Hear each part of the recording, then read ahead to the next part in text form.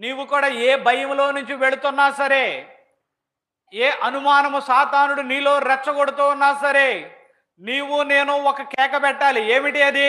ప్రభువా నన్ను రక్షించు అయ్యా అని నువ్వు మొరపెట్టినట్లయితే దేవుడు తప్పనిసరిగా ఆయన నిన్ను లేవనెత్తే దేవుడై ఉన్నాడు. హల్లెలూయా. అంతేకాకుండా అక్కడ మరొక కోణంలో చూసినట్లయితే అక్కడ దాకా నడుచుకుంటూ వచ్చాడు కదా, ప్రభువా ఇక్కడ దాకా నడిపించావు కదా ప్రభువా, ఇంకొద్ది దూరము నన్ను నడిపించవా.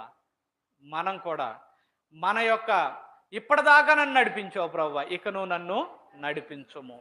ఇక్కడ ఈ పేతురు విషయాన్ని మీకు ఎందుకు ప్రస్తావించానంటే, అనుమానం ఉన్న ప్రభు వైపు నువ్వు కేక వేసినట్లయితే దేవుడు నిన్ను రక్షించగలిగిన సమర్థుడు. హల్లెలూయా. విశ్వాసం ఉంచినట్లయితే ఆయన మన జీవితంలో గొప్ప కార్యములను ఆయన చేస్తాడు.